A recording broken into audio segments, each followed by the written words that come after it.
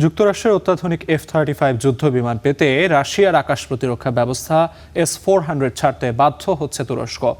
জানা গেছে, তুরস্কের হাতে থাকা এই আকাশ প্রতিরক্ষা ব্যবস্থাটি কিনছে আরব আমিরাত। এ নিয়ে আবুধাবির সঙ্গে এরদোয়ান প্রশাসনের আলোচনাও চলছে। বিষয়টি নিয়ে রাশিয়ারও কোনো আপত্তি নেই, কিন্তু কেন?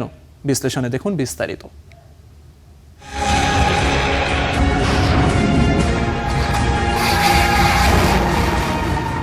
রাশিয়ার তৈরি আকাশ প্রতিরক্ষা ব্যবস্থা S-400 এটি শত্রুদের ছোড়া যে কোনো প্রজন্মের ক্ষেপণাস্ত্রকে আকাশেই ধ্বংস করতে সক্ষম। ইরান যুদ্ধ চলাকালে অজ্ঞাত স্থান থেকে আসা একটি ক্ষেপণাস্ত্র এই S-400 দিয়েই নিষ্ক্রিয় করতে সক্ষম হয় তুরস্ক।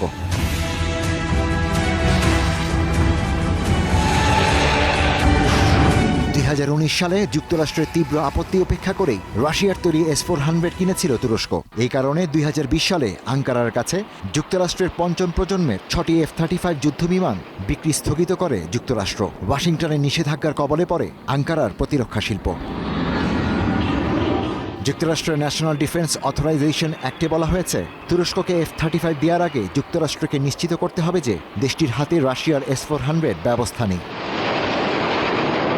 সম্প্রতি তুরস্ককে 6টি F-35 যুদ্ধবিমান দেওয়ার প্রতিশ্রুতি দিয়েছেন ট্রাম্প। শিগগিরই এই সংক্রান্ত চুক্তি হবারও কথা রয়েছে, কিন্তু প্রশ্ন উঠেছে, কিসের বিনিময়ে এই যুদ্ধবিমান পাচ্ছে আঙ্কারা? জানা গেছে, তুরস্কের হাতে থাকা রাশিয়ার আকাশ প্রতিরক্ষা ব্যবস্থা S-400 কিনতে যাচ্ছে আরব আমিরাত। এ নিয়ে কয়েক মাস ধরেই আমিরাতের সাথে আঙ্কারার আলোচনা চলছে, যাকে ইতিবাচকভাবেই দেখছে মস্কো। এ ব্যাপারে এমনকি প্রেসিডেন্ট পুতিনের পক্ষ থেকেও ইতিবাচক সাড়া পেয়েছে আঙ্কারা।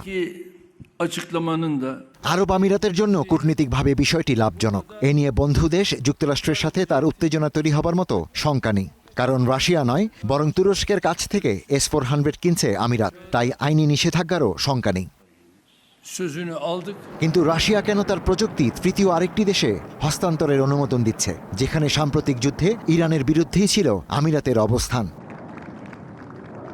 ধারণা করা হচ্ছে, এর বিনিময়ে মস্কো তুরস্কের কাছ থেকে বেশ কিছু সুবিধা চাইতে পারে। এর একটি হলো তুরস্কের সাথে রাশিয়ার গ্যাস বিক্রির চুক্তি, যার নবায়ন নিয়ে আঙ্কারা ও ক্রেমলিনের আলোচনা চলমান রয়েছে।